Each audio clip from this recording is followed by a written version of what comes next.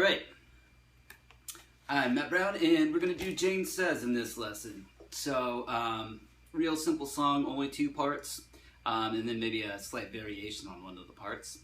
So let's look at our chords for our first part. We've got our G chord, and that's our, quote, rock G, where we're fretting this D note here instead of playing that string open.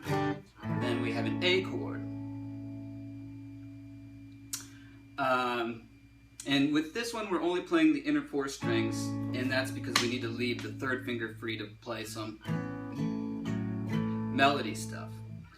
Alright, so in terms of the way this track was recorded in the studio, you've got a 12-string panned straight up the middle, and then you've got another guitar track, and it's recorded in stereo and panned left and right. So the 12-string is a little bit busier, and it's playing more of a consistent rhythm, like this.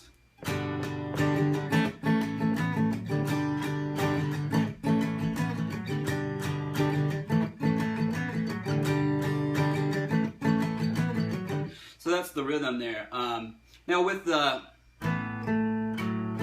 type deal that you're doing within the A chord, really you're coming B, A, F sharp, E, and I'll explain that detail in a second. Within the chord, in the number of strings that are strummed along with that isn't,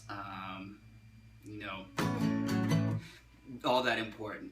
Sometimes he's just strumming these three, and sometimes it's kind of, the whole A chord there. So now with the type thing, the E note happens as the chords are transitioning, so more often than not you're going to hear it as like an open D note, like that type of deal. So he's, sometimes that the E is kind of fudged a little bit and becomes the open D to help with the chord transition. So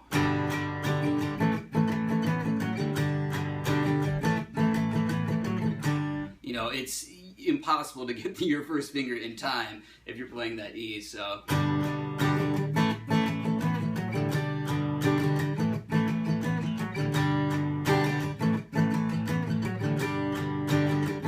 Alright, so now the other guitar part is doing the exact same thing, but it's playing a little bit more sparse, so you might, and it's improvised, so you get something like this.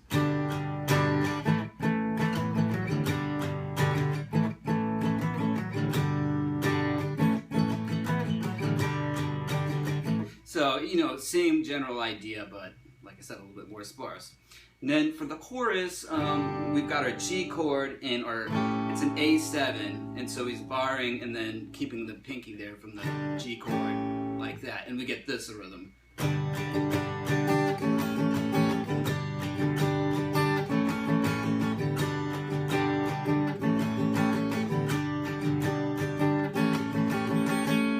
So slowly. 1, 2, ready, go.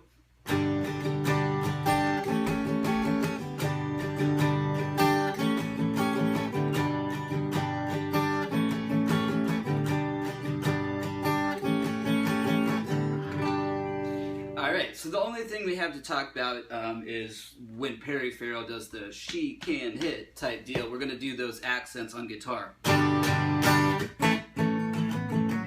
And you really can't play those accents hard enough, or too hard rather. You really want to nail those out because they really hammer those out. So that's really all I can say about this song. It's really easy to play.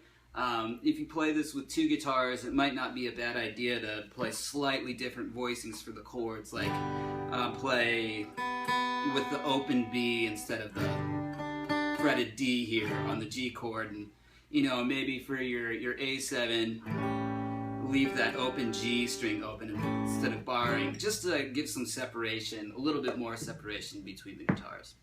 Okay, so that's really about it. Email if you have questions or want the tabs. I'm Matt Brown. Thanks for watching, and I'll see you around.